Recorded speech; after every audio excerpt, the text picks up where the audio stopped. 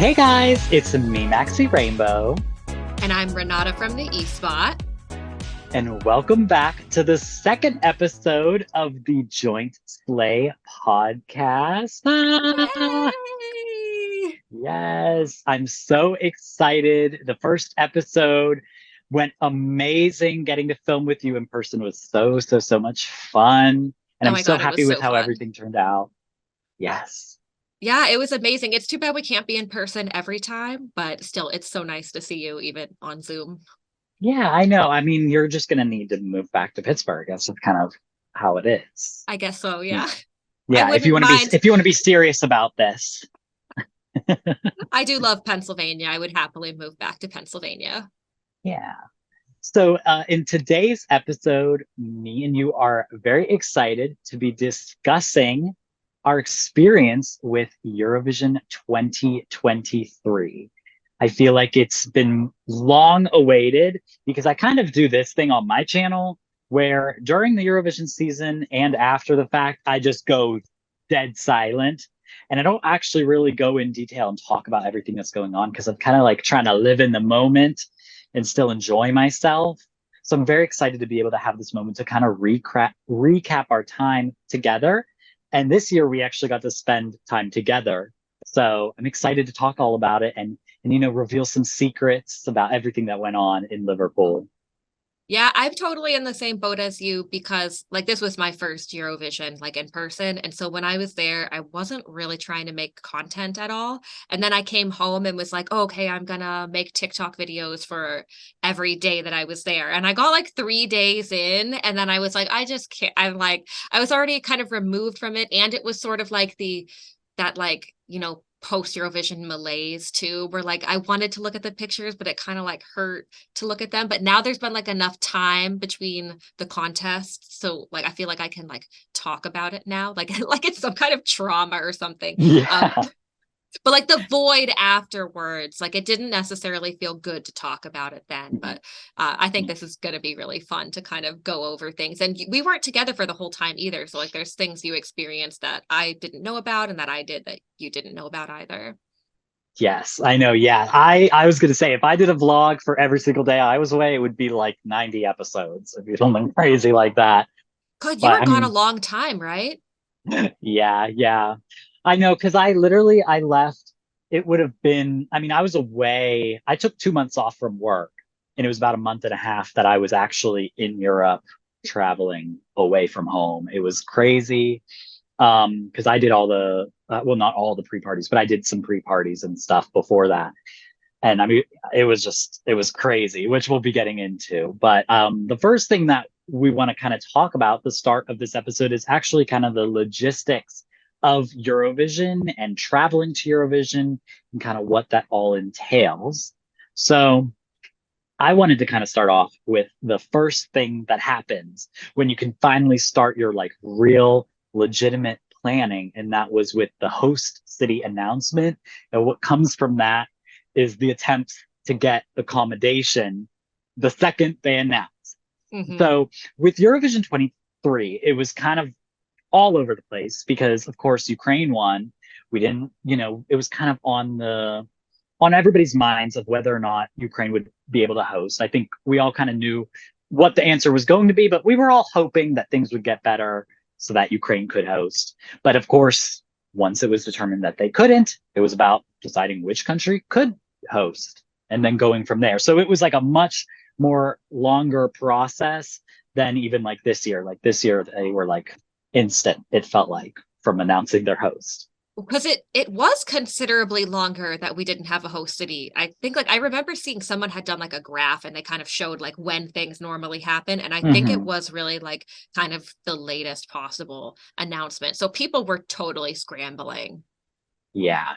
But the good thing is, I feel like sometimes, like this year, they announced it so far in advance that it's almost was like I'm looking at accommodations for next year and I'm just thinking, it's like, I mean, when they announced it, it was like basically 11 months away still. I'm like, I'm not even going to bother looking right now because half the places aren't even available to book this far in advance. So I'm kind of like waiting for things to open up. But with last year, I did scramble to book something immediately, and I did.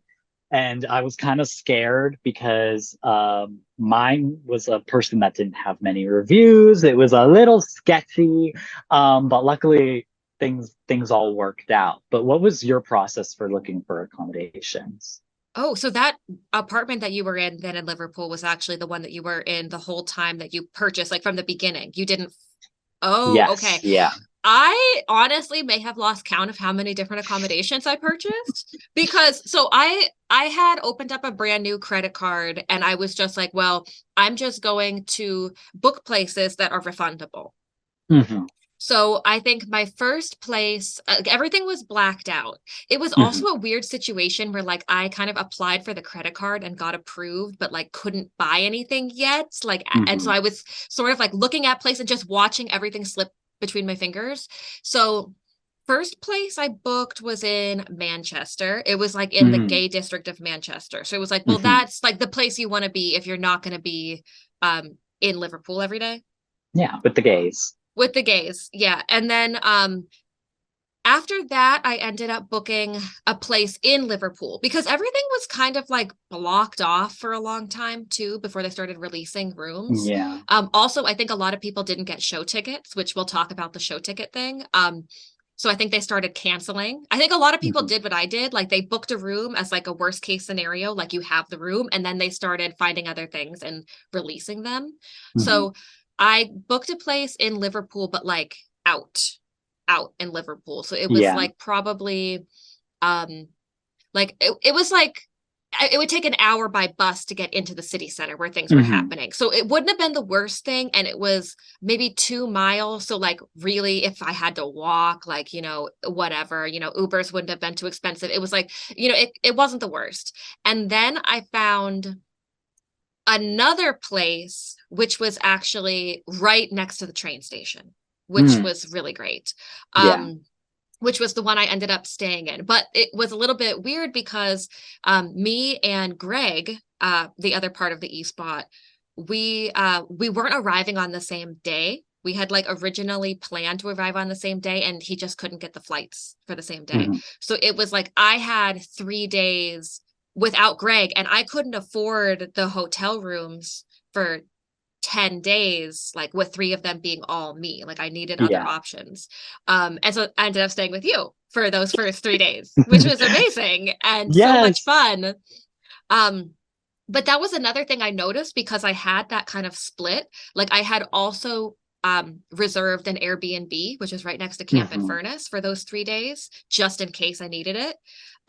Which I didn't, which was good. But something I noticed was that it was really easy to find rooms for a few days. It was Hmm. really hard to find rooms for 10 days because Yes. people were coming and people were going. Most people weren't staying for 10 days. So Hmm. that was like something that I'm going to consider next time around is that, if you're going to go for a long period of time, maybe split it up and try different accommodations. Maybe one that's a little bit closer to certain venues and others that's, it just might be the way you have to do it to just break it up. Like it might be annoying to switch places, but I think that actually really worked for me. Yeah, that's good. I mean, the whole reason people always wonder why I go for so long, and pretty much the whole reason for that is because it's way easier for you to get an Airbnb that is for an entire month than it is to even get an Airbnb just for that week or just for a few days during that week. Because the way that Airbnbs work is there's a lot that are just for long-term stays. So those would be a month or longer. And so when you're searching, that's why when I'm searching for mine, I do like 30 days because it gives me all these options that nobody else that's going to Eurovision is booking because nobody else is going for a month. I'm just the crazy person that decides to do that because it's also sometimes even cheaper or it's just cheaper in terms of like your value. Like I get to go there for a month and I maybe spent $2,000 and I stayed there for a month, which is like a lot better than I know some people that stayed for 3 days, but they would pay the same price because of price gouging. Yeah, So 5 days. The one that Greg and I were in, it was 1,600 for 5 days. So you're right about that. yeah, yeah. So that's what I did for Eurovision last year in Italy, and that's what I did for Eurovision in Liverpool as well. And those two times I did book like immediately the day of the host announcing. And it just stayed. I luckily had no issues or anything, no cancellations. This year's looking to be a little bit harder, hoping things open up a little bit. I'm still like kind of just figuring things out. Um, but the other thing is, I would say what I learned from my first time versus this time is instead of booking and then hoping that it goes through, before booking anybody, I just message a bunch of sellers. I message every single one. I'm like, hey, I'm going for Eurovision, this, and this. Does that work for you? Because I ran into a huge problem in Italy where I booked a place and then they were like, oh, I can't do those days. I need to increase the price, cancel. And then you're like, crap, my money was already taken out of my bank account. Girl, it takes like 5 days for it to go back into my bank account. And I'm sitting here rushing. I'm like, girl, I don't have enough money to be spending $2,000 here, $2,000 here. I'm like, girl, I got $3,000 in my bank account and that's all I got. So I need that refund before I can book another place. So just messaging people, I feel like then you don't run into that issue because you got that like verbal confirmation. You're available. We confirm these prices for this day, which is what I did in Liverpool. I was just like, hey, this price, it's not going to go up, right? Can you just confirm that this is a good price? And she was like, yep, you're good. You can book it. And I did it and it was all good. And I had some issues with my Airbnb host, but I was there. I had a roof over my head and that's all that mattered. And I was luckily pretty close to the venue. I feel like I was pretty close to like everything. Like I could walk to camp and furnace. I did those. I did that for the days that I didn't go in drag, and I could walk to the venue and all that stuff. And I could walk to the Lush, you were right by Euro Lush. Village. I was right by Lush. I was so close to Lush. So that was a great location that I ended up getting, and I snagged that right in the beginning. So I don't know. We'll see how this year goes for that, but Yeah, well, it's going to be yeah, even more expensive probably. yeah, and I don't know. It's just Malma is looking to be. There's not as many Airbnbs or hotels, especially near the venue, which I don't know. I don't know the layout of the city much yet, but like it doesn't look as walkable A around the lot of people are venue. saying Copenhagen. They're looking to Copenhagen Yeah, and then doing the trains in and out. yeah. I just But get scared of the I trains. know, and that was an option with Manchester too, and I didn't want to risk it. I'd rather Yeah, I'm like a forgetful person, and sometimes I don't maybe always like feel great. Like I might be out and decide I'm not up for it anymore, and like I wouldn't yeah. want to be so far away from like my place. Exactly. I like that I could easily run back home and grab something and run back or whatever. Like, I don't like the idea of having to travel like a far distance because the other thing is like sometimes things come up like an hour before and I just have to go. And it was nice that like for the was it the northern party? Nordic party. For the Nordic party, girl, we were right down the road. We just walked right over. Oh yeah, it was so nice. I mean, even like there were nights where we went out where like we would be out and then we would go back to the apartment and maybe eat something, costume change, relax a minute, Yeah. and then like go to camp in Furnace. Like it really Hmm. did. Like I think sometimes like that trade-off is worth it. Like price wise, thinking about my hotel too, being at the train Hmm. station, like the level of convenience that brought us like when Greg came in on a train, like it was really easy. Like I walked down from the hotel and I picked him up and we grabbed the bags and we walked back up and it was right by that St. George's Hall. So it Hmm. was really close to everything too. And like, I don't know, convenience sometimes like is worth the cost. Yeah, I'm always the person that'll be like, you know what? I'd rather just spend 100, 200, couple $100 extra and be able to like chill for my time here. And I think especially because I'll be staying usually for long periods of time, like, yeah, I'm not trying to do that for 30 days. I'm not trying to take the train back and forth for 30 freaking No, days. Like, no, I'm you not at doing that that. point you're spending a month in Copenhagen. Exactly, exactly. If I have to stay out of the city, I'm only going to go for a little, but yeah. So then after we got our accommodations and everything, this is the struggle is okay, you book your hotels and stuff, but girl, they don't start selling those tickets until like a month before the show. Like, what's Yeah, that about? The whole ticketing process was so stressful. I had never bought in tickets for like a big like headliner show like that before. Like I'm used to Mhm. like lower like level concerts where like you can still get tickets at the door kind of a Yeah, thing. But like I never was in a queue on Ticketmaster before in my life. Certainly not at like 5 a.m. or whenever it was that we had to get up to get into those queues. It was ridiculous. that was horrible. And what upset me the most is so I went in to my tickets this year because last year I was able to get tickets to um, both of the jury shows, and then I won tickets to the live grand final through 𝗬𝗍𝘆. So I knew I couldn't be winning a giveaway from them again because at that point it's Mhm. nepotism. So I can't I can't do that again. So I sat in the queue and I was like, I'm not even going to try to get those live show tickets. I enjoyed being at the Euro Village in Italy. That was good for me. I'm just gonna try to get the jury shows. And I tried to get the jury shows and I got through the queue and everything. And I went through, put in my information, try to check out. Girl, tell me why Ticketmaster UK wasn't accepting my payments. And I got four different cards. Every single card was not going through. So that really pissed me off because I was having all these issues with Ticketmaster UK. And the only reason I ended up getting tickets in the end was because after ticket sales, I was like, girl, I'm gonna join OGAE. And that's how I managed to get tickets was was able to get a package of all three jury shows, I believe for only $300, I want to say. Man, It was that's a something steal. it was something absurdly cheap and it was standing tickets, which were like expensive. Yeah, because So you could get right up front if you push. yeah, exactly. So like three shows, three standing shows, I was for $300, great deal. So I gotta say, if you have OGAE, join it. I mean, anybody can join OGAE because if you're not in one of the countries, you can do what we do because you're in OGAE too, right? Yeah, I joined OGAE Rest of the World, and I actually joined back when they were doing the EuroClub ticket promotion because they Mm-hmm. did a lottery for that.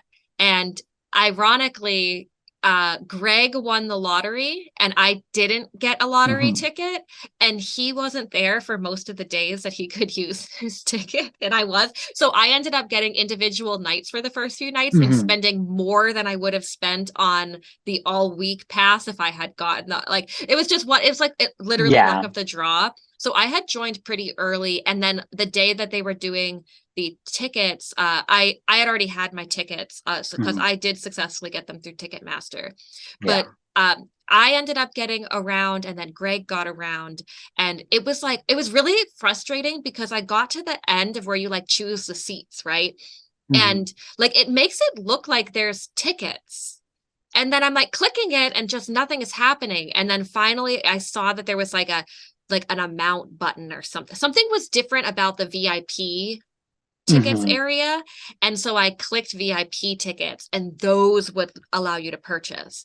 So the only thing that was available by the time I got to the front was VIP tickets, hospitality package, actually is what it should be called. It shouldn't be called VIP. It's hospitality for both semifinal daytime previews, Mm-hmm. which are the least desirable tickets, which is why they're also the lowest price. So for the hospitality for those, that was $250 each. So I ended up spending $500 on tickets to Oh go my to two God. daytime previews. However, the hospitality package was totally worth it, and I would do it again if they Mm-hmm. had something like that. Because not only did you get early entry, it was fast entry because the amount of tickets was smaller, but the lounge was worth it. You got like 2 hours, cool atmosphere, amazing food. It was like they had like a British style food and a Ukrainian style food for like all the different. Oh, Yeah, it was like it was really cool. It was and the food was good, and like they were playing Eurovision music. They had a live singer who was singing Eurovision songs, not exclusively. She sang some non-Eurovision songs too, but she did sing Eurovision songs. And it was just like, yeah, there were free drinks and you could get as many drinks as you wanted to take into the arena with you. So, I mean, mm. like the value of it I thought was fantastic. And I've heard people say that was the first time they did hospitality for Eurovision. And I think it's just because of the venue does hospitality packages already for regular events. So it might just be, might have been just like a perk of the Hmm. organization there in that location. But I was happy with my seats. On the one show, they were all in the lower ring because they're the VIP tickets. So you have the best views. So one of them was like kind of off to the side, like right where that stage kind of jutted out into the middle, right by Hmm. the host mini stage that they would stand on, Okay. where I think like 𝗥𝗶𝗯 might have performed on that little mini stage. I Hmm. was right in front of that, right Oh, there. Unfortunately, there was also a camera boom right in front. So we had the camera swooping in constantly. But the thing that I liked about going and what I wanted to see going to a recorded show was that um, you get to see how the TV gets made. In yeah. fact, I wanted the live ones. I wanted to watch those on the TV because that's how you're supposed Hmm. to watch them. So Yeah. I was fine not having like the semifinals and the final tickets. Hmm. And then the other seat that I had was in the back of the arena, right next to the green room. So right where 𝗵𝗵𝘆 came out, that was right where Ah. I was. But because it was the daytime preview, there were no performers in the green room. So if you had that ticket, that would have been a Yeah. $1,000 ticket, I think, for Yeah. like the final live, because you would have the performers right there in Yeah. front of you. Like you could see the whites of their eyes. Oh my God. I gotta say, so what ended up happening with me was I got sick. So I ended up buying a ticket off of somebody off Twitter. And my whole thing was I said, I'm gonna go through their page. I'm gonna look through their likes. And if they haven't been liking my tweets, then I'm not gonna trust them. And I found a girl that said, oh, I have like an extra ticket just for this one day. So I was able to go to the jury show for the first semifinal. And then I got sick. I was actually sick that day. I remember feeling like crap that night. And I was just like, ugh, like I didn't want to do anything. I remember I was sitting and I just was like, not, I didn't enjoy it at all because I felt like crap. That And sucks. then I thought it was just because I was like kind of bored. Like I was like telling myself like, oh, this is boring. It's not as good as last year. But then the next day came and I was so sick and I had tickets to the daytime like family shows and I was so sick I could not even go. And I was like, I'm not even gonna bother because I just saw the jury show the day before. So I already saw them all live. Really, what I could have done, what I should have been doing is I should have been, since I got press accreditation, I should have been going in and seeing them during the rehearsals. But I just was feeling so sick that week, which was the week that the press center opened up, that it just kind of didn't work out. But luckily, I didn't feel like I missed too much because I did have all of my pre-parties that I went to, and I got to see everybody in such like an intimate setting that going and seeing them from, the seats all the way in the back or whatever is like I already saw, 𝗥𝗶𝗆 so close I could touch him, so, Yeah. didn't miss too much. Yeah. And that's actually the reason that I'm not trying to go to Eurovision next year, Hmm. because like I got to see how they make the TV. Hmm. And I also learned that, like you said, like it's a lot more intimate during Yeah. other parts of the season, so to speak. And I could see that too from like my earlier days compared to the later days. Like there becomes a greater distance and a lack of accessibility to performers um, as time goes on, as you get closer to the main show, which makes sense. So like now for next year, like I'm looking more to do the pre-party um, type of thing. If I do go, I would Yeah. actually leave before they started live shows, would be my plan. I did. I was talking to my mom about it the other day, and I was just saying, like, I'm not even gonna lie. If I can't get tickets or if I can't find accommodation for Malmo, I'm not gonna freak out about it because I will just go those rehearsal weeks because I'll probably be able to find something then and just be there for like rehearsals. And then after the turquoise carpet, I will head out because it's just, I had a really good time in Italy, and I don't know if it was just because I was sick or what, but I don't know, in Liverpool, the spirit did change a lot. And I think what it really was like the contrast, because in Italy, I didn't get the experience of all the stuff before, the more intimate things. So my whole experience was the live shows. And so that was great. But after, finding new opportunities for me to be able, like the free parties and stuff, and me being able to go to do those, I'm like, that's a way better investment for me. It's cheaper because it's not as in demand. It's really mostly for the local people. And so it's easier to get accommodation. It's not hard at all. And it's just cheaper. Tickets are easier to get, like all that. And as press, like we can get press accreditation, no problem. There's not a big demand. It's mostly the local people. And so definitely like, I don't know. I need to figure out what I'm doing for next year, but I'm not like dying to like go to Malmö for Eurovision week. I would still really like to see the host there, but Yeah, we're totally. just gonna have to figure out like what I'm doing. So Yeah, I yeah, feel and then that. Honestly, the opening ceremony for me was like the best event of everything, as far as like official Eurovision events are concerned. And I mm, felt like things really dropped off after that, because after that, like the fun is kind of over at that yeah, point. Like that's when the competition starts and it gets really serious. yeah, yeah, and also I think the atmosphere's changed so much because up until that point it was like strictly fans, like super fans, and you're like surrounded by all these people that truly like love Eurovision as much as we do. And then after that, it's like it's not that the people aren't fans or anything, and like everybody should be able to enjoy Eurovision no matter what level of fan they are. But definitely it's like then you're surrounded more by locals and by people who, you know, don't even know everybody that's competing. And I don't know, I think there's also like a certain appreciation amongst fans for everybody, like all the contestants, even not like the fan favorites. And you can definitely feel the shift because at the pre-parties and at like the events before, everybody's excited about everybody.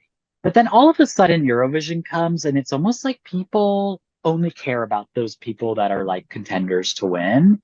And it kind of like puts a damper on your mood in these situations then because I'm like, I feel bad for everybody else because it's like, hello, it's still competition. Everybody is still competing. Like, give everybody a fair shot. But, you know, Yeah, it's it's how like it goes. that contrast. I honestly felt like it happened on the day of the turquoise carpet. Like I there was going to was, say yeah, like the the turquoise turquoise carpet and then carpet the opening ceremony. like the vibe shift was so intense. Like I'm not going to say that I had a panic attack necessarily, but like I felt very uneasy. I don't know if you remember, but like I No, kind of yeah. wanted to like us to run out of there. Like it Yes. was very fun with all the fans at the red carpet or turquoise carpet, everyone singing the songs. And then that's over. And we like went and got some You French turn fries, around and there's all these people behind you all these really drunk already, and they're just there to like see Zara Larson. they were just there because there was a thing It was a free happening. ticket. It was a free concert and they wanted to go, and that's cool too. And like, but it was literally like everything changed literally in that moment. And like things got way more intense than they had been. Like the Eurovision bubble burst in that moment is what it felt like to me. Yes. Yeah. So now that we have the logistics out of the way and like getting prepared for Eurovision, I want to talk about the actual experiences that we had really in person at Eurovision. And for me, that starts not in Liverpool, but actually in Madrid. So I chose this year to go to two different pre-parties. So I went to the Madrid pre-party called Pre-Party España, and also Eurovision in concert, which happens in Amsterdam. So I started out in Madrid. I actually met up with my sister there. My sister lives in Belgium now. So, she wanted to spend time with me. So I was like, oh, why don't you come down to Madrid? So I actually got a hotel, the same hotel as the artists that stayed there for the contest, which ended up being really, really, really fun.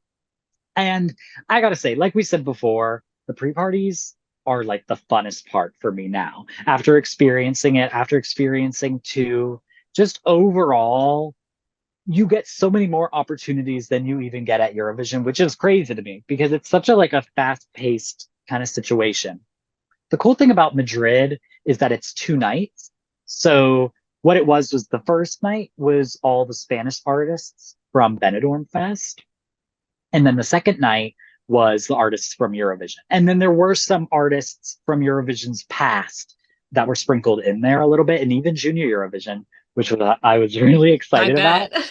Yeah, like obviously I love Junior Eurovision, so I gotta say when I learned that Solea was gonna be performing at the pre-party, I died.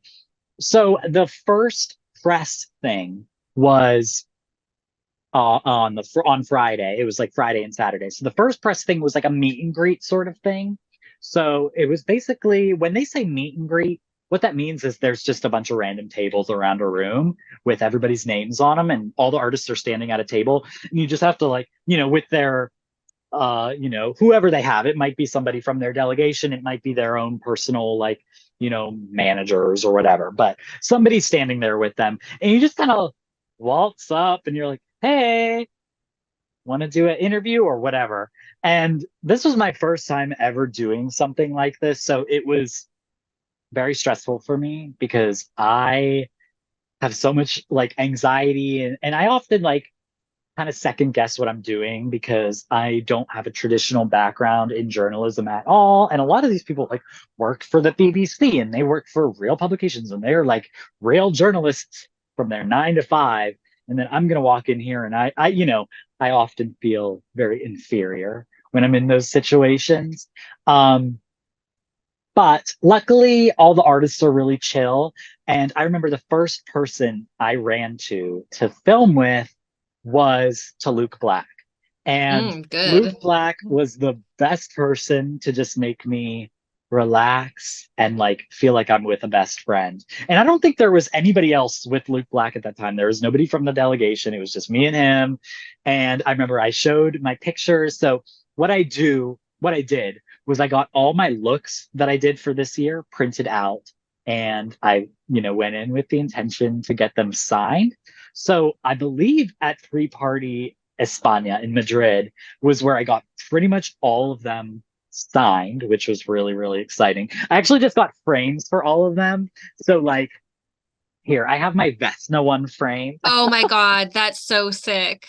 That looks Because really good. Oh, look at all the yes, and signatures. yeah, so I got everybody to sign it all around, and then they wrote, what did they write? Choose love over power and keep shining.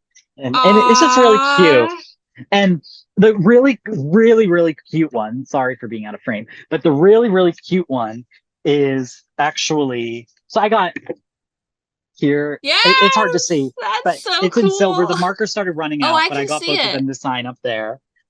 Selena and Taya, and then I got the Zara. Oh, that was such a good look. You really nailed that one. I know. And I had a whole moment with her. So she just said Lazada with love. And I remember Aw. so that was on the purple carpet, is their carpet over there. Where I got to do that. So it was really cool because you got two opportunities to meet people. If you didn't get to see them in the meet and greet, you could still spend some like brief time with the artists on the purple carpet. So then for 𝗏𝗏, he signed the front, but then he was like, I really want to write a little message for you. So then Oh he my flipped it gosh. Oh around and wrote something on the my back. gosh. So he just wrote, thank you so much for your support. Beautiful queen. Love you. Oh my God, what a sweetie. That's I so know. nice. It was so, he just was like the most sweetest, supportive person ever. Cause I am also like, if I'm awkward, I'm going to say, I'm sorry for being awkward. If I'm nervous, I'm going to say, I'm sorry, I'm really nervous. And he just was like so comforting and so like just made me feel like I was supposed to be there, which is sometimes like, sometimes how I feel opposite of. Like Um, welcomed. Yeah, that's so cool. yeah. And then even, oh my God. So I got Alessandra. She said, beautiful queen, Oh, nice. That's such a good iconic. picture too. And then the best one, I got Karia. Oh my God, I didn't know that you did. Oh, sick. Yes. So on the purple carpet was where I met 𝗤𝗂 for the first time. And it was like basically there with those people, I had to choose. Am I going to get a signature or am I going to do an interview? Because they don't have that much time. And I was like, you Yeah. know what? I don't know. I want this moment. Like I could either ask him one question or I could get this thing signed. I was like, let me have my moment with him. So it was just really sweet. I remember whenever I showed him that, I was like, this is me. Yes, I mean, I don't know if you remember this person, but this was me. Because I was like probably the first person to do like a look inspired by him because that Yeah. I did mine before he even won. Mhm. So he was like, yes, I remember. And he asked to give me a hug. And so did Lazar. Oh, Oh my God. Everybody was just so sweet. And like, those are the moments that you just don't get to experience at Eurovision. And then that was like, even though 𝗂𝗂 at that moment was like still like the front runner or whatever, and he was still a big deal, it was like, I would not have been able to get that anywhere else. But he was just, everybody was so sweet. And that was where I did the game where I basically like read out lyrics to all the songs, or people had cards that they could pull out and they tried to read the lyrics and guess which Eurovision song. And if I did that again, the game concept was really good for a red carpet because they can just do one or two and then mhm. be on their way. It was too hard. It was I too remember difficult. watching that one. I was cracking up because there were times where you were like, actually, I'm not sure if I know which one this is. We'll just skip that one. I was like, girlfriend, like what are like it's too hard for you. It's too hard. But it was kind of funny to just watch the performers just be like, I don't Yeah. know. It is fun. Like that's what I would try to explain to them. I'm like, because they would feel bad if they didn't know it. And I'm like, no, no, no. It's like it's fine. It's funny. It's cute. If you don't get it, like that's kind of the whole point, is people want to see you struggle a little bit. But I would definitely modify it, but I think I want to like keep up that concept of a game.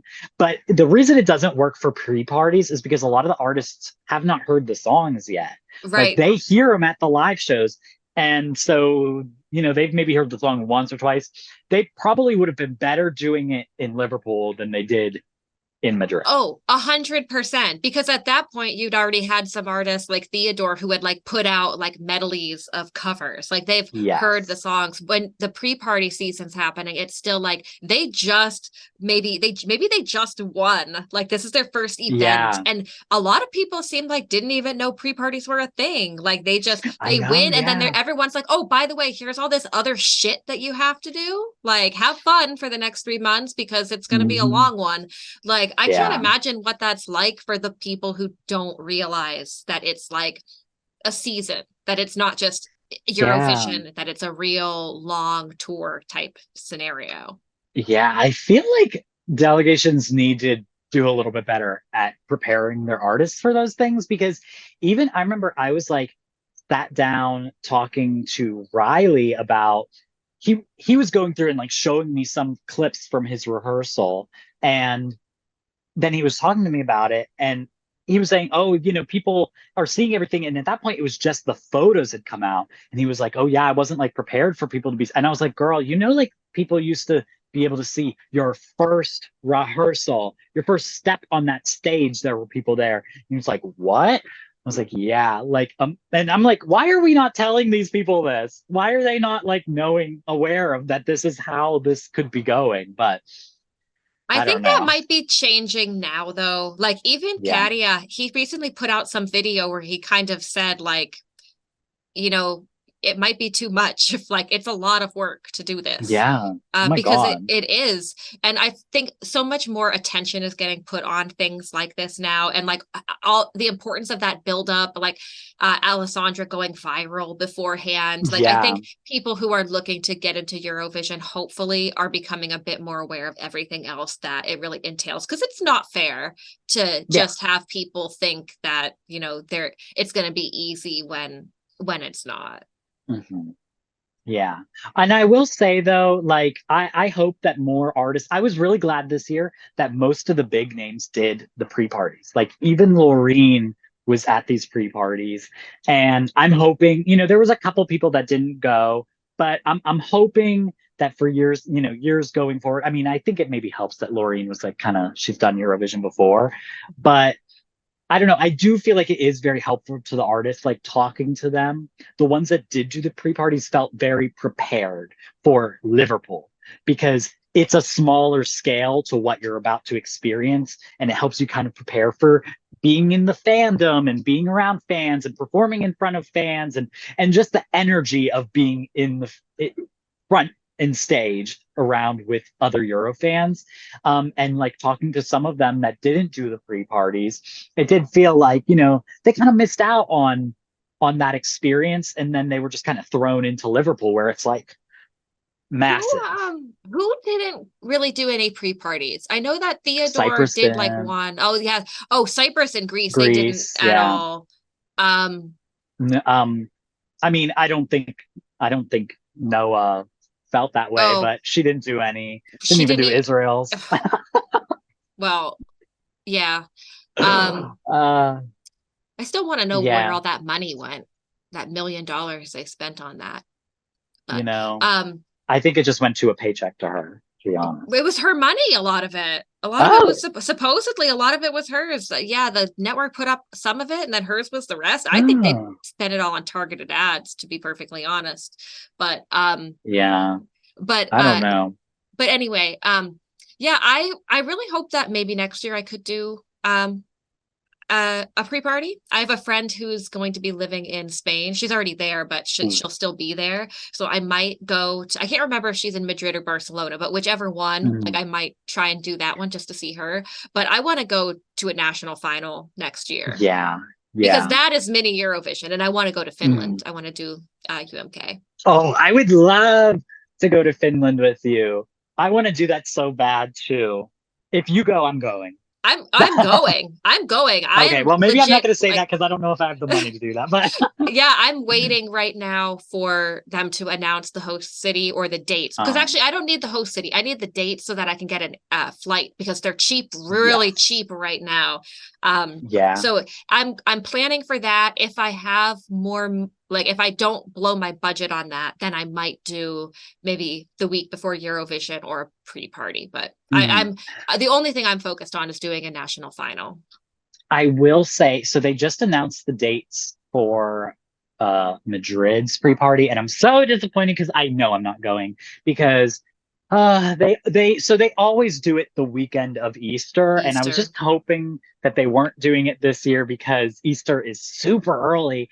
It's in March, and they're doing it the weekend of Easter. But I will say, traveling to Madrid, I'm upset because I really want to go back. It was just such a beautiful city. And I was only there for 4 days. And really, only two of those days I spent like doing touristy things because of the fact that two of the other days were like, press things. And I just felt like I could live there. Like it was just so beautiful. And because it was Easter weekend, there were like these gorgeous festivities and parades and all these things. And it was just amazing. And I think if I do a pre-party this year, it'll probably just be Amsterdam because I want to go back to Amsterdam too. I want to do them both. Um, but we'll see how it goes. Maybe Barcelona because now Barcelona's after Madrid, which last year was before. So hey, maybe I'll do my Barcelona instead. If they did the back-to-back Amsterdam London thing, I would do that one Yeah. because at that point it's already like a kind of quick thing, like fly in on a Thursday, take Friday and Monday off of work maybe, hang out in Amsterdam on Friday, party on or concert I guess Saturday, London on Sunday, basically don't sleep and Yeah. like go from the club to the airport to the club Uh-huh. and then get back on a flight and then have a day to decompress at home before going back to work on Tuesday. Like I feel Yeah. like that actually would be really fun. Like it would be fun That would to stress do me that. out. I don't mind like a couple days whirlwind. Like I know that my 10 days in Liverpool, I was exhausted by the end of all of Yeah. that. So I'd prefer to do like either I would want to do something really long, but I can't because I have like a full-time job and I have a dog. Mhm. Um, so I feel like I would rather do two short trips to different places than do one long 10 days or something and just Yeah. get burned out on day 4 like in Sweden. Exactly. Yeah. It's just like taking a shot, just like one and done, quick and easy. Yeah, Maybe not do the one, thing. but Yeah, do the thing. And just like have and have a good experience. That's what I really want. So yeah. that's I want to like diversify my experiences now. Like since I don't live in Europe, if I lived in Europe, yeah, I would probably want to Oh, do everything. Yeah, without question. But yeah. it's that damn ocean in the middle I that's know. so big. It takes so long to cross no matter what. Sick of it. Sick of it. I know. I'd be going to every single pre-party if I could do that because I could just go for the weekend. It's Yeah. like I have to pick and I have to choose the day I go to the pre-party. Girl, I'm there until the end of Eurovision. Like, so I cannot be going at the end of March. That's crazy. No, you can't be going back and forth. Like it doesn't even make sense No. financially to do that. Yeah. Yeah. Uh, so then after the pre-parties, after Madrid, I went to Amsterdam. Amsterdam was great too. I spent a week in Amsterdam because that was kind of, I wanted to do more I don't know, vacationy stuff to actually touristy stuff. So I went to like every single museum and I did a million different things. And it was weird because for me, like, I don't know, I'm not a drinker at all. I don't drink, I don't do any drugs. And so for me, I was like, girl, what do I do in Amsterdam? After a couple of days, I was like, girl, like, oh, what is there for my sober people? I had yet to figure that out. But I want to go back and figure out more. I love But Amsterdam. I think Amsterdam's a really cool city. But whenever I was there, I was with people who lived there. So like I kind of mm, had somebody to show me around. yeah, I need because I did spend a day with Elio, who I took to Eurovision in Italy. She was the person I took with me to the live show, and we'd become close friends. And we met up with a bunch of people, but that was just for like a day. I need like a friend like to spend every day with. Like there, Bob, where you at? You know. Yes. Yeah. But next year, hopefully, I still want to go back. Because everybody knows that's like my dream city to like live. So, um, I have to find a man one day. If I spend a week there every single year, maybe one day it'll happen. It's bound to Um, happen. Keep shooting yeah, your shot. exactly. So then after Amsterdam, I went to Liverpool and I was the crazy person that got there April 19th. That's literally so early. I know. Like, what's wrong with me? Like, And because it's Liverpool too, not like there isn't like cool stuff to do there or anything, but no, like you could yeah. have maybe gone to like, I don't know, a couple other places, but you took a trip to Wales, right? I did, yeah. So like I do wish I took a trip to another city in that time. But what I did do is like when I got there, I kind of went to every single museum and then like, girl, by the first week, I think it was 2 weeks until rehearsals started that I was there. Like, girl, there is not enough to do in Liverpool for me. I'm sure there is, but like I couldn't figure it out. So I went to every hotel or I went to every museum. I went to like, I swear, I did everything. And I was like, crap, what else do I do? So then I went on like, I don't know, TripAdvisor or something, and I found those like day trips. And I got one to North Wales and I got one to the Lake District, which is in England. And I took just day trips there and they were so much fun. They were actually like some of the funnest things I did in Liverpool was those day trips. And it was basically just a bus that dropped you off in different areas of these towns. And you got to free roam for like an hour, 2 hours or whatever. And I got to see my first ever like real castle and stuff like that. Aww. And it was like a lot of nature stuff, which is kind of more my vibe. I like more historical things, but also I am a sucker for like a park or whatever. And so it was really fun to be able to do those things because it's hard to do those when you're traveling like solo and you don't know how to drive.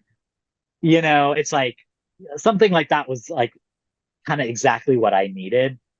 And I ended up doing those like right before rehearsal started. So it's just kind of like my last, it was very relaxing for me to just go into these areas and just chill for a Oh, little bit. that's so nice. Yeah, that would Yeah. be really cool. See, at that point in time when you were there, I was like watching your live streams as you like taste test your food and stuff, and like watching you hang out over there and being like, oh, I can't wait. And meanwhile, I'm like fussing over every single thing that I could possibly ordering things that I think I'm gonna Yeah. need and overpacking things. I literally was like packing my suitcase to unpack it to like just like test out to see like how much stuff can I bring and getting things tailored at I mean, I was a mess during that period, that month Yeah. before I left. Oh my God. All that preparation for a 10-day trip. Like, never in my life did I ever prep that much for a short trip. No, but it worked out for you because your looks were amazing. And that's what I love about you is because we are like on the same wavelength when it comes to that sort of thing. You probably did more than me, even though I was there longer. But like I learned from my first trip, I was like, okay, I chilled down a little bit more this year around. But it's good. Like you want to over prepare. You don't want to get there and then feel like crap, like I forgot the most important thing or whatever. And you ended up doing so much more than I think you even anticipated. So Oh my like, God. Yes, I way more. I had no idea what to expect when I got out there. Like I was literally like I was like the only thing I know is I'm gonna go to the daytime preview show and I'll go to Camp in Furnace because I had tickets for a few nights, but I had no idea that I would be meeting artists. I had no idea that I'd just be seeing them on the street. I I just had no conception of like what was going to happen. And then the day that I arrived, like you picked me up at the train station and then like that was like honestly that was like one of the craziest few hours of my life because it's like I had just arrived. You pick me up from the train. I take a shower and put on makeup, and then I go to the Cavern Club to see the busker. And then I meet the busker right after the show and get a selfie. mhm. And then I'm leaving, and wild youth are walking down the same street and I go to take a picture with them and I said to them I was like, oh my God, I can't believe I'm seeing you in the street, like I literally just got here a few hours ago. I just saw the busker in Cavern Club. This is amazing. It turned out they were on their way to Cavern Club to do a show, so I literally told them I was like, oh, I just seen some other people, but I left before you're going on, like I didn't care enough to stick around for you uh, basically. But I didn't know at the time. mhm. Like I like saw later that that's what they Yeah, were yeah. doing. um Mm.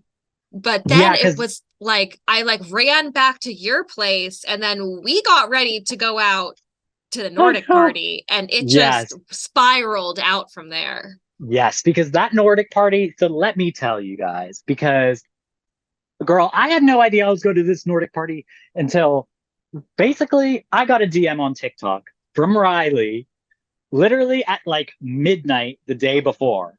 And thank God I was like doom scrolling on my TikTok and I saw the message because I don't have notifications on for TikTok. So I would not have seen that otherwise. And he was like, oh, hey, like, we're doing this Nordic or like, I'm performing at this Nordic party. I really want you to be there. And I was like, would you be able to come? And I was like, yeah. He was Wouldn't like, miss it. exactly. He's like, just send a message to like my delegation person. And I was like, okay, cool. So I do that. And I'm like, can I have like a +1? And they're like, of course. And I'm like, okay, I'm not even going to ask Renata if she can come at this point. I'm just like going to give her name and we're going.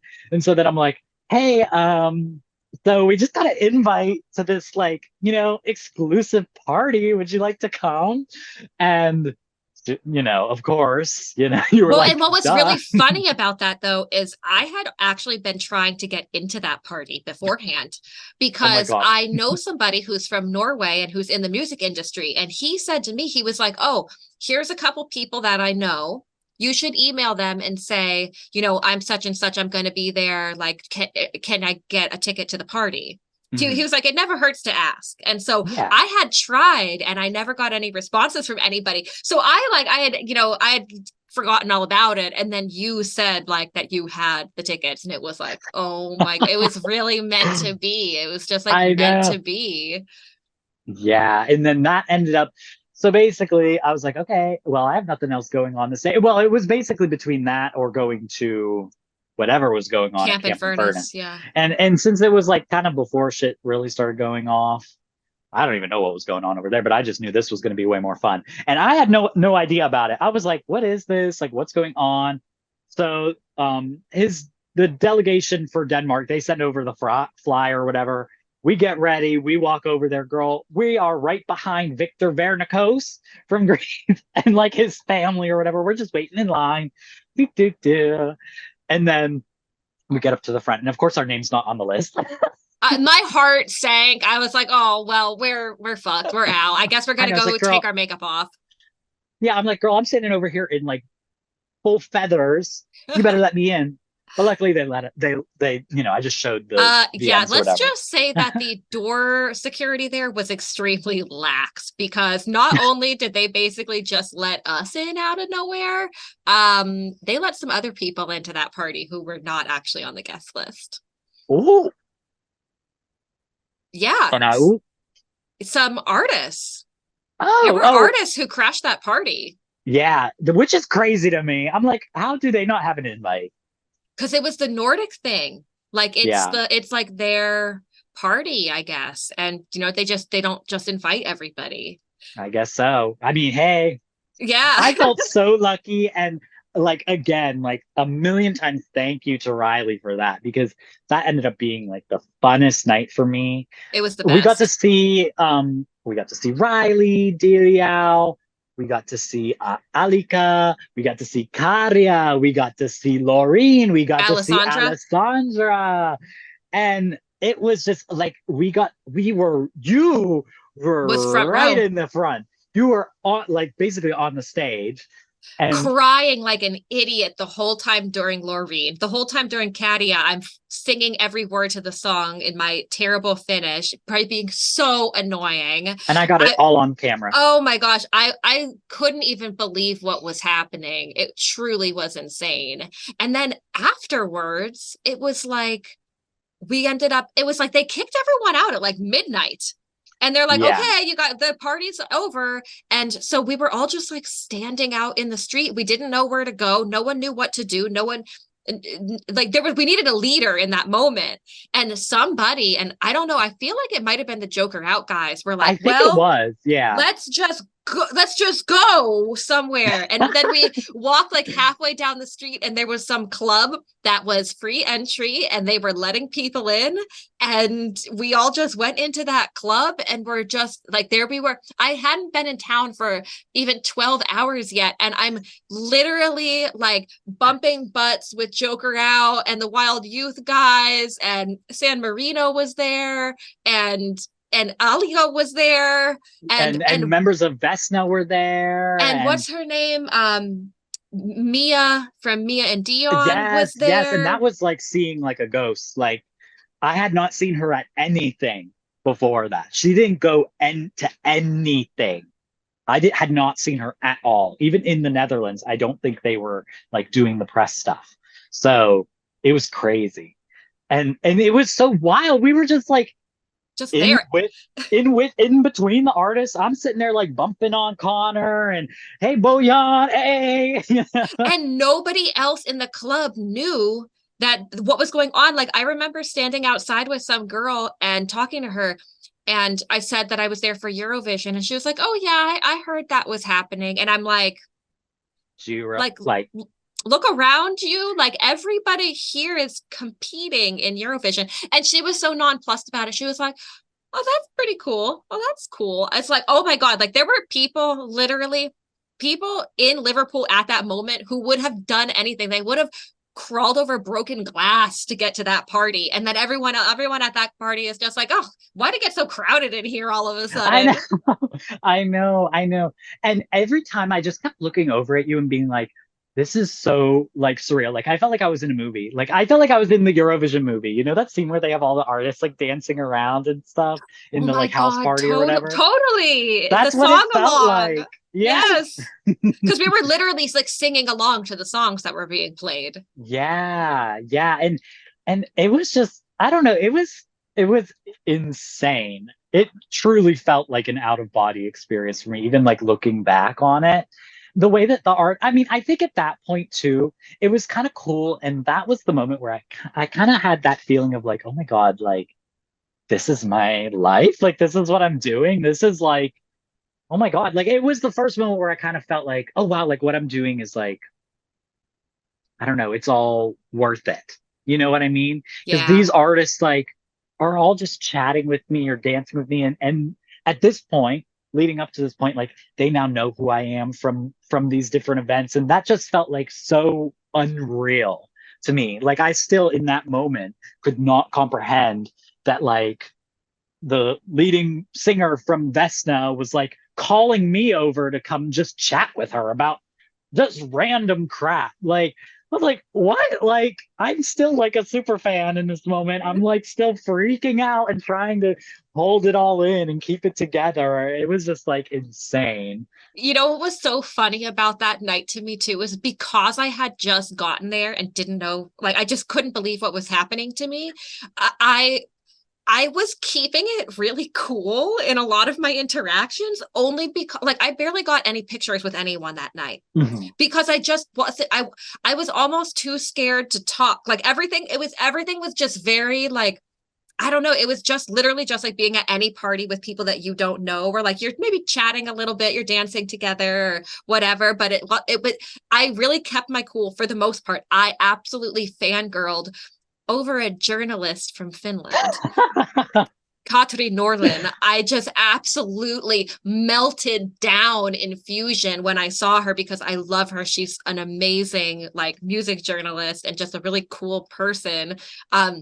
And I was like gushing all over. You're so amazing, blah, blah, blah, blah. I was so obnoxious, but that was the only person that I did that with the whole night. So I did feel kind of proud of myself, but it's only because I was like in shock. But like by the time the night was over, I was literally like, I could just like go home now. Mhm. Like if if I found out that like my trip was over, like every Eurovision got canceled, I would have still felt on that first night. I mean, I saw Loreen sing. She right in front of I me, almost to know. me. Like I met 𝗫𝗫, like I met all these other people. Like that would have been enough for me. So it was kind of like my peak of Eurovision was like that first night. And the other nights were great too, but that one really just was like every box was checked at that moment, other than going to the live shows, pretty much, Yeah. Yeah. I mean, and meeting I other feel the same fans. way. Yeah, yeah. I feel the same way. Like that night for me was like the height.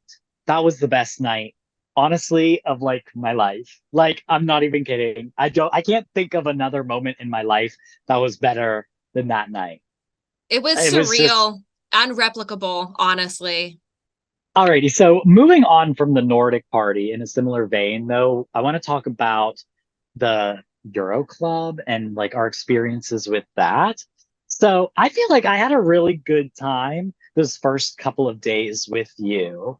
And I feel like part of that came from there not being as many people because it started to get like Yeah. really overwhelming. So that first night was the first, was it just the first night we went or was it the first night with Kalush? I want to say that was the first night. You know what? I think that no, I think there were other nights because I remember looking at the lineups and being like, I don't actually really know who a lot of these people are. I There was don't like an think ABBA tribute there show. was an ABBA That was tribute. like the Yes. first thing. There were events that just didn't appeal to me really at all. Yeah, So yeah. So the first night we went was to the Kalush Orchestra show. And I still think that was my favorite one, honestly.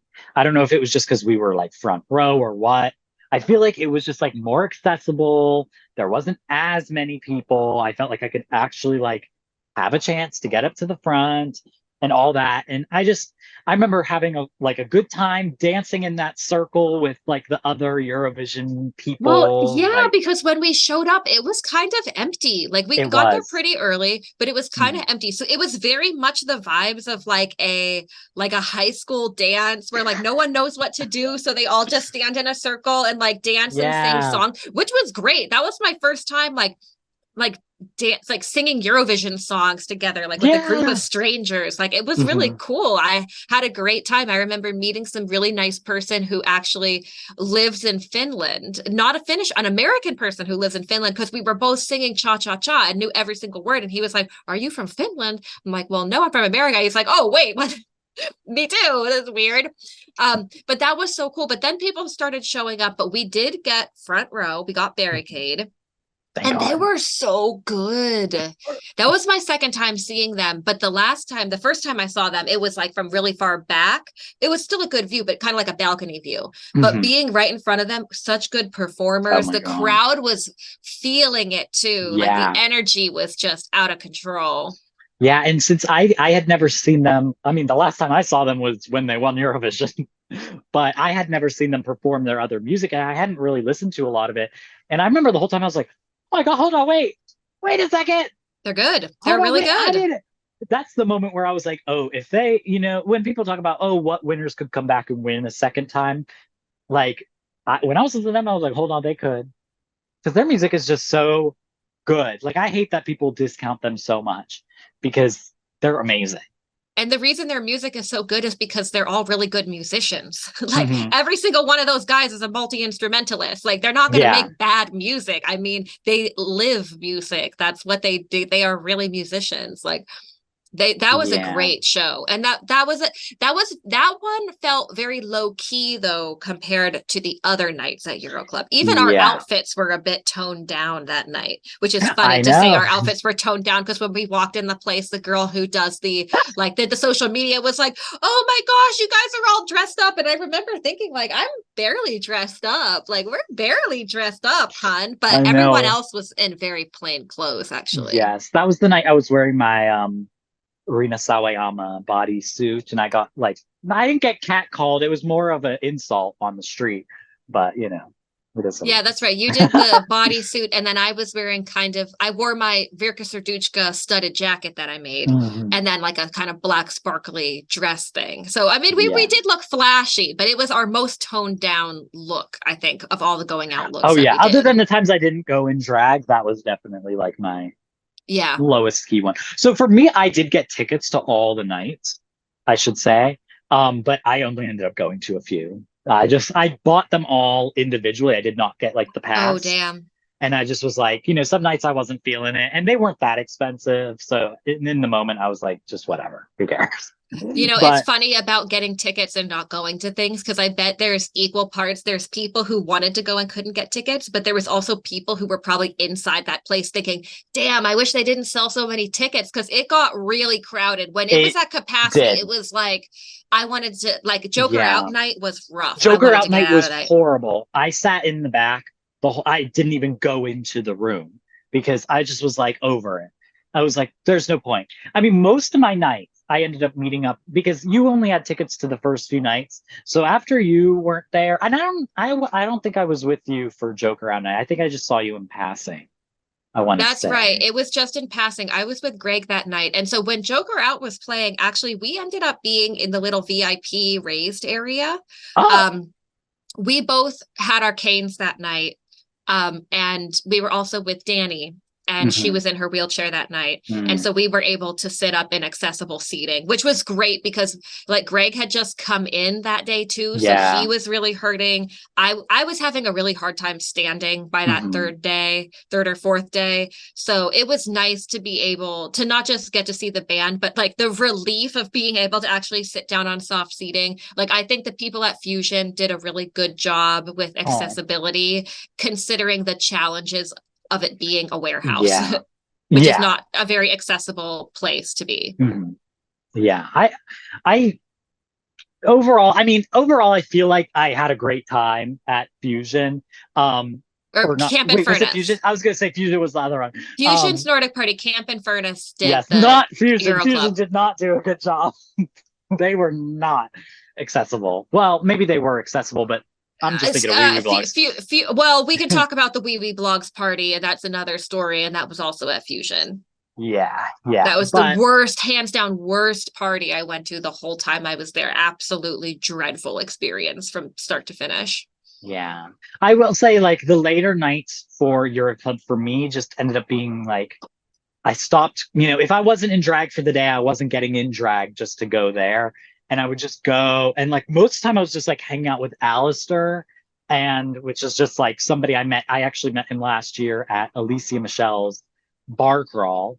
And we Mhm. became good friends because we were the two sober people there getting all the mocktails. So I was so glad that he was there again this year because it was like, oh, a familiar face. And so we spent most of the days I would go, I would just hang out with him and just chat because we were on the same wavelength of like, girl, Yeah. I'm not gonna go in that huge crowd and like die over there. I'm not trying to do all that. But it was Were still we fun to just together? recap. We were Were there, we? I think we only did 2 days together. Oh, we did that Kalush night, and then we did the opening ceremony night. We went there Yeah. as well. But And I don't know who was performing that day. that was Kano. Oh, they were Yeah. so good. They were, oh my God, they blew the roof off of that place. It was Yeah. amazing. I thought they sounded like they were just using autotune because their voices are so crisp and clear. Like it's insane. I like they are We knew such they amazing weren't live though. performers. We Yes. knew that they Yes, weren't we knew. because what's his name? Fred, his mic was all fucked up. And so at some point they handed like Alessandra gave him her They mic were and it's having like, to like okay, toss the mics around. Yeah. so it's like, well, they wouldn't need to do that if they were pretending. Like Yeah. it was, Yeah. they're just really talented, and the crowd was feeling it. And oh, that night was amazing. Yes. And I loved their outfits. That was like so what ended up happening was after the turquoise carpet, which was an amazing experience, which we could talk about in a sec. But it was just like there was that opening ceremony, and girl, immediately we were like, we already talked about it, but like it was just too much. It was just you couldn't even see Really the stage at overwhelming. that point. It was just like, girl, we're out of here. And so we got to just chill at my apartment for a sec, and then we were like, okay, let's go over to EuroClub, and we were in the same app. I think you changed. I did a partial change. Yeah, you changed. You put on that cape, I had I been think. wearing my silver suit all day long that day, and then I changed different pants, like my red vintage palazzo pants Mhm. and my light up cape that my Yes, which was sister made for with me. a serve. And I love that we kind of matched because I was in my Union Jack kind of outfit and you were in your red and white. So We it were was such a vibe. coordinated every night. It was never planned. We just No, happened to like really look good together as a pair. yeah, because I'll put pictures of our looks because we took pictures in the photo booth, which I wish we did for the first night too. I wish I took a picture in that photo booth every single time because I cherish that photo every time I look at it on my fridge.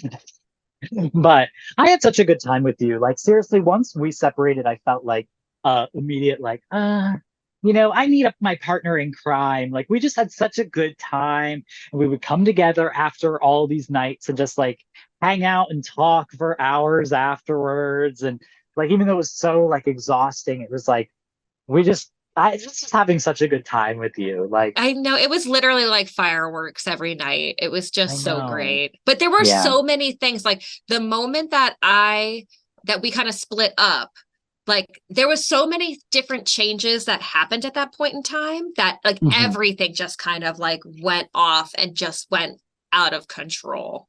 Yeah, the universe shifted. I got sick. I almost died. And for people who know me, know I never get sick.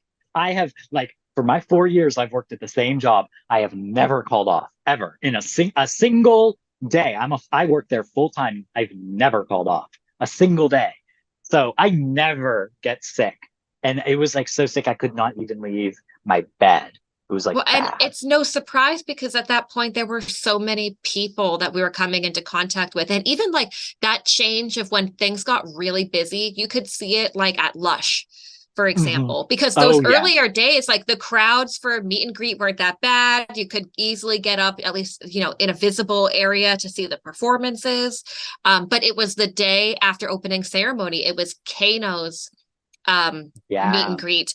The line was so long, and there was a really funny moment actually at that meet and greet because I kept my makeup from the night before because I had booked a makeup artist, a girl from Glow Up, Alex Ogden Clark, my favorite person from Glow Up, Britain's Next Makeup Artist. And I booked her and she did my makeup and I loved the makeup look. So I like removed all the foundation and I literally slept like only on my back so that I wouldn't rub any of the makeup off my eyes.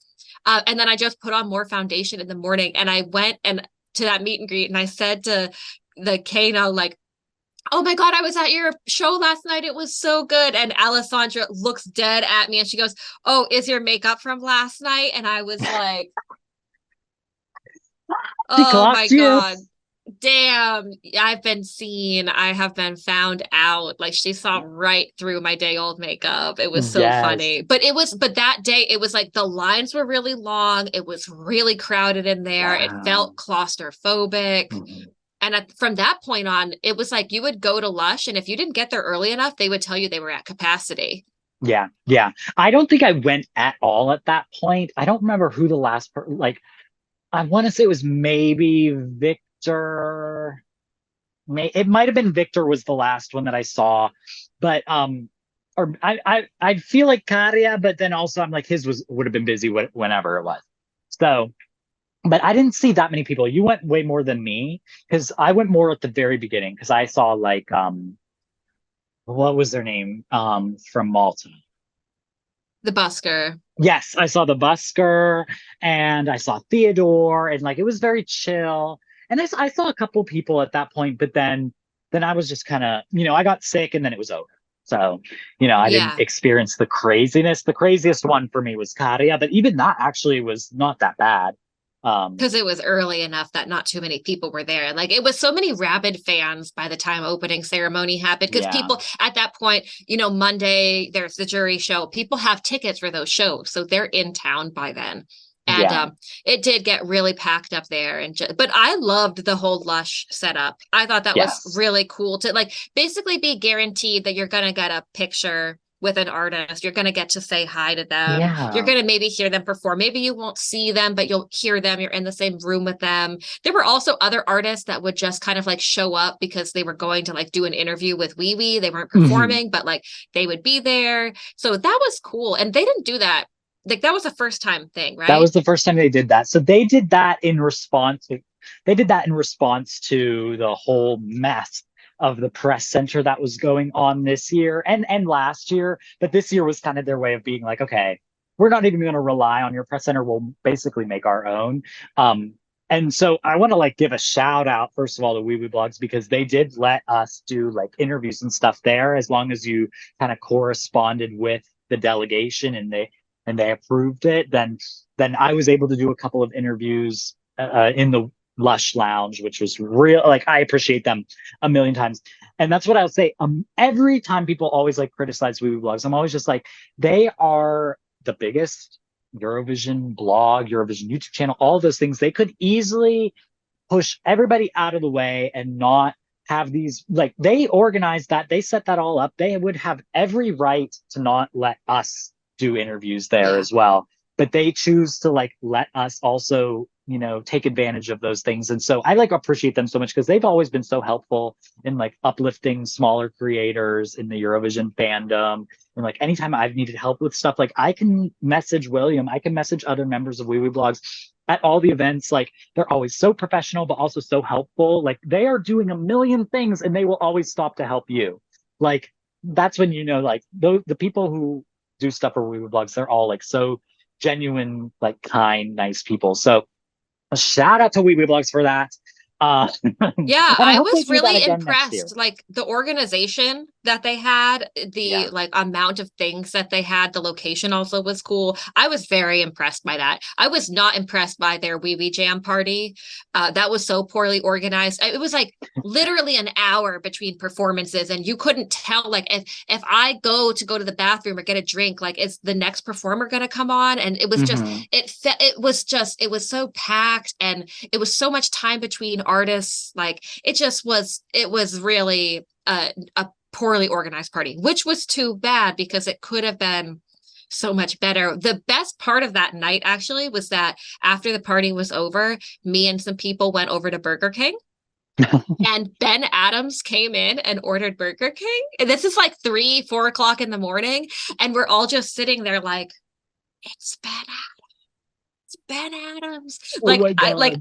I literally at that point, it was one of those, it got to the point by then that like I wasn't getting super starstruck when those things would happen, but it was almost just more like funny. Like, oh, I'm in this Burger King at 3 a.m. and there's Ben Adams. Or Yeah. like even later on, like, you know, being on the street and like 𝗲𝗏𝘅𝗆 walks by and then Delia runs by and it didn't feel like as crazy. It's just kind of like, oh, that's what happens when you're in Eurovision land. You know, Yes. performers just pop up out of nowhere and go and buy some French Yeah. fries. Yeah, and that was the best part of this year compared to last year was that none of that was happening last year. And COVID was the big reason for that because, it was still, there were still restrictions and all that. And so people weren't out the way that they were this year.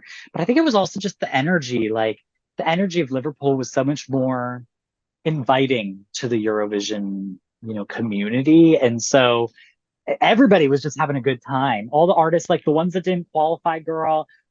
I'm at Micah's birthday party, and the twins from well, one of the twins, I don't know which one. One of them was at that damn birthday party, and then we go out to dinner, and he's just tagging along. And then on the way, we run into Peak Jacks, and I'm like, and we didn't even invite his ass to go get dinner. He just came with us because he had nothing else to do. You know, there was a night, it was semifinal two, actually. I went to a viewing party and the twins from Azerbaijan were there. And actually, so was 𝗲𝗆, the winner Oh from my Running God. Scared. He was there too. Their whole delegation was there at this party. And it was like a very low key thing. And like, you know, just a couple tables away from me. And it was so cute because like, not only did they sing songs for us afterwards and like took pictures and stuff, Oh. but you could watch them as like their friends were performing and like they clapped for everybody. You could see like whenever they did the qualifiers, like they were happy for everyone who qualified. And it was just like really sweet. It was another one of those moments where it's like, this is just such a wonderful like place to be. Like Eurovision just is like, oh, Yeah. there's something about it that's just so like it truly, it's cheesy, but like it really does bring people together in like this magical way. It was just one of those special moments, I guess. Yeah. And I guess the last thing we should talk about was the actual turquoise carpet and our experiences with Oh that my because I we God. It touched on it a was, little bit. It yeah. was so much fun. I think that you probably had more fun than I did. I had a lot of I fun, but Yeah, I think I had a lot of fun. At that point, I had only seen a few artists in person. So that's like your chance to see everybody. See, to me, I feel like if you want to go and you want to make sure that you lay your eyes on every single Eurovision artist, the only way you can guarantee that to happen is to go to the turquoise carpet yes, because they will yes. all be there. Yeah. They The have to be. mistake, they have to be. The mistake we made though was that we were like really far at the end. So it was literally like 2 hours that we waited before the first person finally reached us. Mhm. So that was kind of a mistake. But yeah, it was so crazy to like see everybody and like the different attitudes people had, like 𝗏𝗏𝘆𝗆 like just running past everyone, not looking at anybody. And then you had people like Luke Black, who was clearly very uncomfortable and just Yeah. like said hello to some people, but just, you know, made his way quickly through. And then you had I other feel so people. bad because I feel like I shouldn't have been like when I think back to my interaction I had with Luke Black, I feel like I don't know, I feel bad because I ended up just being like a fan that was like, well, I could tell he was uncomfortable, so I kind of just was like, oh, can I get a photo? I wasn't gonna like spend too much time with him, but then I felt like, then I was just like a fan. I was like, I don't care about you. Give me my photo. Even though that wasn't uh, like, but that's the energy right. I felt like I was giving. I don't know. I feel bad Well, about it that. was hard though to take pictures with people because there was like a big like Yeah. space between the barrier and the catwalk that they were on. Hmm. So like I got a picture with Alessandra. That was the only one Hmm. because I realized afterwards she didn't have shoes on and she stepped down on like street pavers Yeah. and took a picture. And so after that, and she was one of the first ones, I was like, okay, I'm not asking anybody else for a picture because it's just not actually safe really for them to Yeah. come over to the barrier like that. Hmm. Um, but that was so it was so cool to watch everybody and see their outfits up close and the people who were singing their songs. And then there was like, let's just say that there were some people in the crowd that were a little bit disruptive or maybe a little bit over the top. But there were also some other crazy moments, like Loreen came over and started singing her song, started singing Tattoo with the person who was next to me, and they're like singing like a duet together right in front of me. It was just like, it was so cool to see like other people's interactions too, not just like my Yeah. own, because you Yeah. can And observe so much. oh yeah. Oh my God. And then speaking of observing, I see the drag queen from 𝗏𝗏𝘅𝘆's music video and performance walking in like the back, like behind everybody else. It was like the area for everybody who's like not on the turquoise carpet, but is going to the event. And I was like, no, I wish you were on the carpet. I wish they had them on the carpet. I wanted to meet them so bad. They should have been on the carpet, and you should have done that look. You still I should should do have. that look. I know. I mean, I still can. For me, the craziest part of the turquoise carpet, because at that point, I had basically like gotten pictures with every artist I wanted to get pictures with. I got an interview with everybody I needed to get an interview with. So I was just kind of there to like vibe for the most part. And so the craziest thing for me was all the artists like pointing me out. Yes, that was insane. I got a video of Blanca Paloma being like, Yes. I know who you are. I've She said, seen you I know before. you. I know you. I was like, oh my God. Ah! I know you. And like even like May Muller was like, she passed us by, but then she was like taking photos with somebody, and I was like leaning my head in, like, hey, and she just points, she goes, Maxxy Rainbow. And even Laureen, when she was walking by, she was like, I saw our photos from last night. We looked pretty good, didn't we? And she was doing that with her nails. I She was like, is yes, we so did. funny. She was actually one of the most surprising artists, I think, to me, because she really did, like, there were like 𝗏𝗏𝘆𝘆 couldn't have given two shits about anybody liking her, Yeah. which is funny because she probably spent $500,000 on ads so people would pay to vote for her song. But then you have like Lorraine, who literally doesn't have to pay attention to anybody because she's going to gobble up all the votes regardless of what happens, Yeah. actually wanting to like connect with fans and talk Mhm. to them and do her little witchy thing with her hands that she does when she looks into your eyes and does this and calls you darling. And Yeah. like there was something so surprising and just magnificent and like open about her. Look, it's Yeah. Cookie coming to say I know. hi. Who was Hi, your Cookie. favorite that you met, Cookie? Hi, Cookie. Hi, Cookie. Probably Luke Yes. Black because she likes to sleep forever. Ah, yes. Oh my God. Me as well, honestly. Who Same. was your favorite person, period, on the turquoise carpet that you got to meet? Um, oh, that I got to meet. Well, the first thing that I want to say, I didn't really meet them though, but 𝗏𝗏𝘅𝘆, because I was gagged. I was completely gagged by their costumes. And I have a video that's so funny of one of the guys in 𝗏𝗏𝘅𝘆 chugging a beer and then crushing the can and then throwing it onto the ground Oh my and then God. posing for a picture with the rest of the band. And I think that was probably actually one of my like favorite kind of like things that I observed, just because it was just so candid and so funny and so like don't give a fuck. Like I'm just Yeah. gonna chug this and crush it and litter. Like it was just, I don't know. That moment really stood out to me. What about you? Yeah. Mine was the moment, I think, with Blanca Paloma. I think that was like the craziest moment for me. Um, but don't forget about Oh, Theodore. Theodore, of course. I think maybe I didn't say that one because it's so obvious that that would be the moment. But yeah, when Theodore came up to me and recognized me and we got to hug it out, that was Yeah. totally awesome. That was one of my like overall highlights in general. Yes. For me, that was my favorite moment, I think, of the whole entire time. Really? Though it wasn't to me, but it was just the sweetest, cutest. Like I had the biggest smile on my face the whole time. It was just, you could just tell, like Theodore's just so sweet, so kind, and like Yeah. just also very appreciative of like everybody that, was showing him support as well. Yeah, Also, he was amazing. Andrew from Cyprus. so I handed him my phone to take the photo, and he was holding his arms out like that, and I was like, oh my God, his arms are so big.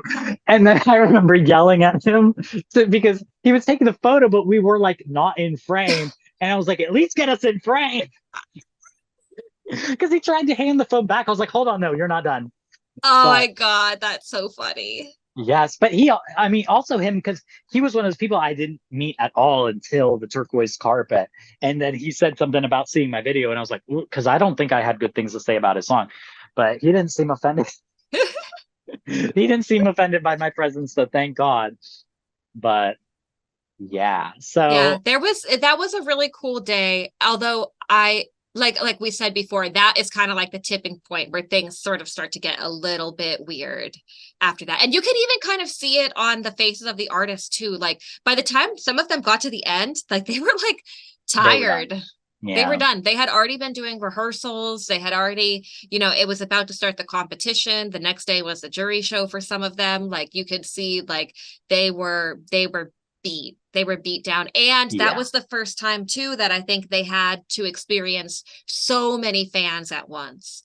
Yes. So Yeah. it was probably like some of them looked like they were becoming a little bit face blind at the end, where they're not like they're just kind of like Yeah. they're doing 100%. like the 100-yard stare and trying to like wave, but they're just trying Yeah. to go to maybe be alone for a minute, which I wouldn't blame them because No. it was exhausting for me as being in the crowd, to be honest. Yeah. And so then, as we approach the end of Eurovision, let's talk about our final days, or like the actual like the final.